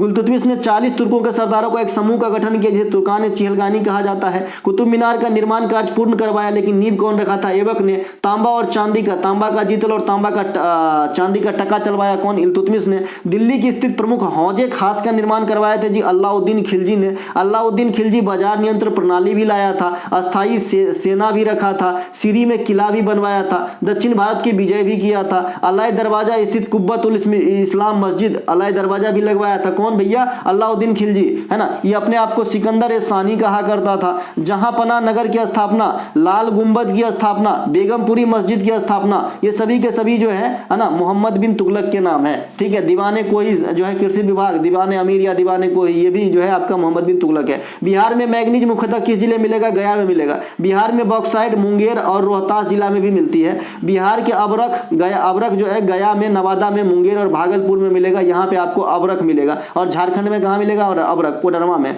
बिहार में लिथियम का अल्प मात्रा कहाँ मिलेगा, गया जिला में मिलेगा। इसके अलावा बिहार में कोयला का भंडार कहाँ मिलेगा, थोड़ी मात्रा में, सब समझिएगा, ये नहीं कि बहुत है, बहुत होता तो भाई देश प्रदेश हम लोग नहीं जाते इतना, अपने गाँव में ही काम धंधा ढूंढते हैं ना। ये औरंगाबाद में है। ठीक है, जो ज्यादा वाला क्वांटिटी में चीज था वो झारखंड कहीं से चला गया। घग्गर नदी का ऋग्वैदिक नाम क्या है भाई, दृश्य ज्योति है ना, दृश्य ज्योति घग्गर नदी को कहते हैं, ऋग्वैदिक काल में कहते थे। इनके अलावा वैदिक काल में रावी नदी को पुरुषनी, वैदिक काल में झेलम नदी को बितस्ता, वैदिक काल में सतलज को सुतुद्री है ना, सतलज को सुतुद्री। अच्छा वहां मैं कुछ गलत बता दिया हूं, माफ कीजिएगा, सिंधु नदी को सुतुद्री बता दिया हूं, जो सतलज को होगा। ठीक है भाई। इसके अलावा ब्यास नदी को बिपाशा, चिनाव को आस्किनी। ठीक है, हो जाता है भाई कंफ्यूजन, जोर जोर से जो है ना टाइम फैक्टर रहता है, जल्दी जल्दी जाना, तो एक आध जो है फिर मैं आपको पिन कर देता हूँ या फिर अगले में सुधार कर देता हूँ, एक आध तो गड़बड़ा ही जाता है, इंसान हूँ भाई, रोबोट तो हूँ नहीं। इसके अलावा वैदिक सभ्यता सरस्वती नदी के किनारे फली फूली थी, ये आप भी जानते हैं, कई दफा पूछा गया है। ऋग्वेद में जो है गंगा नदी का उल्लेख मात्र एक ही बार करी गई है, तो ये बात भी आपको ध्यान रखना है। इसके अलावा प्रति व्यक्ति आय को आप किस रूप में देखते हैं, ऑप्शन है आपके पास। ठीक है भाई, ऑप्शन है आपके पास। तो इस ऑप्शन में प्रति व्यक्ति आय को निविल राष्ट्रीय उत्पाद किस पर, कारक लागत पर, कारक लागत पर, कॉस्ट फैक्टर पे, उसको अगर आप कुल जनसंख्या से भाग दे देंगे तो आपको प्रति व्यक्ति आय निकलेगा। कई दफा आपके एग्जाम में ये क्वेश्चन छपते हैं। इसके अलावा प्रति व्यक्ति आय को अन्य फॉर्मूला हम कैसे जानते हैं कि राष्ट्रीय आय को कुल जनसंख्या से भाग दे दीजिए। ठीक है, तो ये भी प्रति व्यक्ति आय निकलेगा। अब प्रति व्यक्ति आय का अनुमान सबसे पहले कौन लगाए थे, तो दादा भाई नरौजी। एनएनपी को हम क्या कह देते हैं, राष्ट्रीय आय है ना, एनएनपी को हम क्या कहते हैं, राष्ट्रीय आय। एनएनपी निकालने के लिए हम क्या करते हैं, जीडीपी में से विदेश से प्राप्त आय को जोड़ देते हैं और मूल्य ह्रास को घटा देते हैं, कई दफा आपको बताया भी हूं। इसके अलावा जो सकल घरेलू उत्पाद होता है ना, नेट डोमेस्टिक प्रोडक्ट है ना, सॉरी माफ कीजिएगा, ग्रॉस डोमेस्टिक प्रोडक्ट, सकल घरेलू उत्पाद, जो शुद्ध घरेलू उत्पाद होता है, नेट डोमेस्टिक प्रोडक्ट एनडीपी, निकालने के लिए हम जीडीपी में से डिप्रिसिएशन यानी मूल्य ह्रास को घटा देते हैं, तो हमारा निकलता है जी एनडीपी। प्रति व्यक्तिगत प्रोज्य आय क्या होता है, जैसे मान लीजिए आप सैलरीड पर्सन है, तो आपको जो सरकार का डायरेक्ट टैक्स चुकाना है, प्रत्यक्ष कर चुकाना है, इनकम टैक्स चुकाना है, वो कटने के बाद जो आपके पास पैसा आता है ना, वो इनकम आपका क्या होता है, प्रतिगत प्रोज्य आय होता है। ठीक है भाई। इसके अलावा 1862 में इंडियन मिरर अखबार किसने शुरू किया था, तो 1862 में इंडियन मिरर देवेंद्रनाथ टैगोर। संवाद कौमुदी और मिरातुल अखबार राजा राम मोहन राय ब्रह्म समाज आत्मीय समाज से जुड़े हुए। सत्यार्थ प्रकाश है ना, दयानंद सरस्वती आर्य समाज से जुड़े हुए। Indian opinion, Harijan, my experiment with truth, Mahatma Gandhi. Ethical religion, Hind Swaraj, Mahatma Gandhi से। इंडिया डिवाइडेड, राजेंद्र प्रसाद से। अनहैप्पी इंडिया, लाला लाजपत राय से। वर्नाकुलर प्रेस एक्ट किस पे लगाया गया था, तो पत्रकारिता पे लगाम लगाने हेतु। भारतीय प्रेस के मुक्तिदाता चार्ल्स मेटकोफ को कहा जाता है। सोडियम का नाम किस लैटिन भाषा के शब्द पर लिखा गया है, तो नेट्रियम, क्योंकि आप जानते हैं कि सोडियम का जो है Na होता है। ठीक है। इसके अलावा सोडियम का परमाणु क्रमांक 11 होता है, परमाणु द्रव्यमान कितना होगा, आप लोगों के लिए मैं जानबूझ के यहाँ पे नहीं लिखा हूं, बताइए कि सोडियम का परमाणु द्रव्यमान कितना होगा, क्योंकि मैंने एक क्लू बताया है कि 1 से लेकर 20 तक जो परमाणु क्रमांक वाले जो भी तत्व हैं इसको कैसे निकालेंगे परमाणु द्रव्यमान, है ना। तो अगर ऑड नंबर है तो इसको 2 से गुना करके 1 जोड़ेंगे, तो 11 कैसा नंबर है मेरे भाई, ऑड नंबर है, तो 11 गुने 2 और प्लस 1, तो लगभग ये 23 के समीप होगा। अब एग्जैक्ट 23 नहीं होगा, लेकिन 23 के समीप होगा, है ना, 23 के समीप होगा। आप मिला लीजिएगा अपने पीरियोडिक टेबल के अंदर, है ना। उसी प्रकार से मान लीजिए कि 10 परमाणु क्रमांक आपका किसका होता है, 10 परमाणु क्रमांक जो है ये आपका होता है जी, है ना, नियोन का कितना होता है, 10 होता है। Ni होता है इसका सूत्र, या अक्रिय गैस के अंतर्गत समूह 18 में है 10 परमाणु क्रमांक नियान, तो नियान का 10 होता है। तो 10 कैसा नंबर है, सम संख्या, तो इसको मैंने कहा कि 2 से गुना करो, तो जनरली ये 20 के समीप होगा। इसका परमाणु क्रमांक देख लीजिएगा, सॉरी परमाणु द्रव्यमान तो मैंने बता दिया है। 1 से लेकर 20 तक मैंने इलेक्ट्रॉनिक विन्यास लिखने का तरीका भी बता दिया है, उसमें एक अपवाद 24 नंबर को छोड़ के 1 से 30 तक का, ठीक है। तो ये सब बात थोड़ा सा सुना कीजिए, फायदे में रहिएगा। रुबिडियम का लैटिन नाम भाई रुबिडियम ही है, यहां से लिया गया है, रुबेडियस से लिया गया है। कॉपर का रासायनिक नाम क्यूप्रम, Cu है इसका सूत्र। पोटेशियम का लैटिन नाम इंपोर्टेंट है, क्योंकि पोटेशियम का P ना होकर K होता है, इसका K जो है कैलियम से लिया गया है। टंगस्टन का लैटिन नाम भी इंपोर्टेंट है, क्योंकि यह जो है T ना होकर W होता है सूत्र, तो इसका जो है वोल्फ्राम से लिया गया है। सोडियम धातु को हमेशा किस में डुबा के रखते हैं, किरोसिन, क्योंकि हवा के संपर्क में आने से जो है अभिक्रिया कर बैठते हैं। टंगस्टन धातु का गलनांक हाई होता है, इसीलिए बल्ब का फिलामेंट आप टंगस्टन से बनाते हैं। 1600 में ईस्ट इंडिया कंपनी ने किस शासक के चार्टर प्राप्त किया था, तो किंग जॉर्ज पंचम से। ईस्ट इंडिया कंपनी के समय ब्रिटेन के महाराज और इंडिया के राजा कौन थे पूछता है, तो ब्रिटेन में था आपका महारानी एलिजाबेथ प्रथम था, उस समय महारानी था, ठीक है। इनके अलावा ईस्ट इंडिया कंपनी के समय इंडिया में जो शासन व्यवस्था था ये था भैया अकबर के हाथ में। अकबर 1605 तक रहे, है ना। तो आप जानते हैं कि ईस्ट इंडिया कंपनी की स्थापना 1600 में हुआ था, लेकिन जब प्रथम फैक्ट्रिया डाला था अंग्रेज ने सूरत में, तो उस समय जहांगीर था। ब्रिटेन के इतिहास में सबसे लंबे दिन तक शासन करने वाली महारानी एलिजाबेथ द्वितीय, जिसका पिछले साल यानी 2022 में 2 साल हो गया, अब 2 साल होने को आया तो निधन हो गया था। और 1853 में इसकी ताजपोशी में जो है कुमारी कमला को आमंत्रित भी किया गया था, जो एक नृत्यांगना और अभिनेत्री थी भारत की। भारत आजाद होने के बाद ब्रिटेन के महाराज, है ना, आजाद होने के समय ब्रिटेन के महाराज जॉर्ज खास्टम थे, जॉर्ज 6, है ना। 1857 के विद्रोह का तत्कालिक कारण क्या था, चर्बी वाला कारतूस कैनिंग के समय हुआ था, और इसका परिणाम क्या हुआ कि जो शासन व्यवस्था हम ईस्ट इंडिया कंपनी के हाथों द्वारा शासित होते थे, अब शासन व्यवस्था जो है ब्रिटेन चला गया था। प्रो कबड्डी लीग की शुरुआत कब होती है, 2014 में। प्रो कबड्डी लीग के पहला विजेता जो है आपका जयपुर पिंक पैंथर्स था, ठीक है। इसके अलावा प्रो कबड्डी लीग की शुरुआत 10वां संस्करण अभी चल ही रहा है, तो इसके विजेता नहीं बता सकते। इसके अलावा प्रो कबड्डी लीग में अब तक सबसे अधिक बार पटना पायरेट्स जीता है। प्रो कबड्डी लीग सीजन 9 के विजेता जयपुर पिंक पैंथर्स पुनेरी पंटल को हरा के। आईपीएल की शुरुआत 2008 में हुआ था, WPL की शुरुआत 2023 में हुआ महिला वाला। संविधान के भाग 6 का संबंध किससे है, राज्यों से है। संविधान के भाग 2 में नागरिकता 5 से 11, 3 में मौलिक अधिकार 12 से 35, 4 में डीपीएसपी 36 से 51, 5 में आपका जो है संघ है 52 से 151, 6 में राज्य है 151 से 237, और 8 में केंद्र शासित प्रदेश है 239 से 42, 7 निर्सित है इसलिए नहीं लिखा गया है, 9 में जो है ग्राम पंचायत, 9 के में नगर निगम और 9 के बी में सहकारी समिति। उत्तर प्रदेश और बिहार के सीमा पर कौन सा जलप्रपात है, तो सुखल हरी जलप्रपात। ये सुखल हरी जलप्रपात जो है ना, अब 1 घंटा से ज्यादा हो ही गया, तो यहाँ पे भी थोड़ा सा एक्स्ट्रा फैक्ट दे ही दूं मेरे भाई, मन नहीं मानता है, ऐसा लगता है कि 1 घंटा से ज्यादा होता है ना, आप लोग देखते नहीं हो, है ना, लेकिन फिर भी क्या करूं, बीमारी है, कुछ कुछ बताने का तो बताऊंगा ही, है ना। भारत की नागरिकता कहां से लिखा गया है, ब्रिटेन से, एकल नागरिकता है ना। भारतीय संविधान की जो है 3 मौलिक अधिकार कहां से, अमेरिका से। कितने मौलिक अधिकार हैं, 6, पहले कितना हुआ करता था, 7 से 6 कब हुआ, 1978 में 44वां संविधान संशोधन के द्वारा। भारतीय संविधान में 4 डीपीएसपी कहां से, आयरलैंड से लिया गया है। ये 36 से 51 देखते हैं, इसमें कितने प्रकार के हमें कैटेगराइज किया गया है, तो 3 प्रकार के, गांधीवादी, उदार बौद्धिक और समाजवादी। इनके अलावा भारतीय संविधान के भाग 5 52 से लेकर 151 तक जो भी जो है मतलब मेजर चीज है, सुप्रीम कोर्ट, राष्ट्रपति, प्रधानमंत्री, लोकसभा, राज्यसभा, सुप्रीम जो भी है ना, संसद वगैरह सब इसी में आ जाएगा, धन विधेयक, बजट, ये सब इसमें आ जाएगा, इसके दायरे में आ जाएगा। भाग 6 में राज्य की बात होगी, जो भी हाई कोर्ट है, राज्यपाल है, मुख्यमंत्री है, महाधिवक्ता है, ये सब इसमें आ जाएगा, विधानसभा है ना। भाग 8 में केंद्र शासित प्रदेश है, 239 से 42 तक बात करता है, 7 निर्सित है, और बाद बाकी मैं बता दिया, 9 में ग्राम पंचायत, 9 के में नगर निगम और 9 के बी में सहकारी समिति की जो है रखा गया है। उत्तर प्रदेश और बिहार के सीमा पे सुखल हरी जलप्रपात है। सुखल हरी जलप्रपात जो है ये आपका है ना कनहर नदी पे है, कौन नदी पे है, कनहर नदी पे है ना। इनके अलावा बिहार में दुर्गावती जलप्रपात दुर्गावती नदी पे है, ककोला जलप्रपात नवादा में है, ब्रह्मा कुंड, सूर्य कुंड, सप्तधारा कुंड, नानक कुंड, मखदूम कुंड, ये सभी के सभी राजगीर में स्थित जो है ना झरना है ना। देखिए झरना और जलप्रपात लगभग सेम ही होता है, सेम ही चीज है ना। कोई ज्यादा फेमस होता है, कोई कम होता है, कोई छोटकू होता है, कोई बरकू होता है। बरकू ज्यादा फेमस हुआ, छोटकू हुआ तो लोग कुंड कह देते हैं, है ना। एक जगह पानी जमा होता रहता है, गर्म पानी के कुंड अलग होते हैं, ठंडा पानी के कुंड अलग होते हैं। इसके अलावा हरियाबाड़ा हिरन पार्क अररिया में है, उदयपुर अभ्यारण्य पश्चिमी चंपारण में है। अच्छे बच्चे गच्चा खा गए और बिहार में 3 साल में 2 बार ये क्वेश्चन पूछा गया, क्योंकि जो उदयपुर है ना ये राजस्थान के एक शहर का है, तो इसको लगता है कि राजस्थान में होगा, राजस्थान के भी ऑप्शन दिए रहते हैं, उदयपुर भी दिया गया था, तो बच्चे कंफ्यूज कर देते हैं। सुइयान पक्षी विहार भोजपुर में है, गोगाबिल पक्षी विहार ये कटिहार में है, वाल्मीकि राष्ट्रीय उद्यान पश्चिमी चंपारण में है। तो दोस्तों ये थे आज के प्रैक्टिस सेट का वीडियो। अगर आपको अच्छा लगे तो लाइक जरूर करें, अपने दोस्तों में शेयर जरूर करें। वही पढ़ाऊंगा जो आपके काम के हैं, फालतू की बात नहीं, फालतू की पढ़ाई नहीं। इतने तो आपको पास टाइम भी नहीं होगा, मेरे पास तो बिल्कुल भी नहीं है, क्योंकि आप जानते हैं कि सिर्फ जीके जीएस पढ़ने से नौकरी नहीं होती है, और भी चीज पढ़ने होते हैं, ठीक है। हाँ ये जरूर है कि किसी किसी एग्जाम में जीके जीएस रीड होता है, जैसे बिहार एसएससी का आप एग्जाम देंगे तो वहाँ पे जीके जीएस ही रीड है ना। तो मैं पूरी कोशिश कर रहा हूँ, आप लोगों का साथ चाहिए, शुरू से अंत तक वीडियो देखा कीजिए। अगर आपको पीडीएफ के बारे में जानकारी चाहिए, डिस्क्रिप्शन में पीडीएफ का लिंक दिया गया है। आप जो है डिस्क्रिप्शन मतलब जैसे मोर आपका ऑप्शन नीचे में दिख रहा होगा, मोर पे क्लिक करेंगे तो आपको एक चार्ट खुल के आएगा जिसमें बहुत सारे चीज लिखे हुए, कई वीडियो के लिंक वगैरह होते हैं। तो वहाँ में सबसे ऊपर में जो है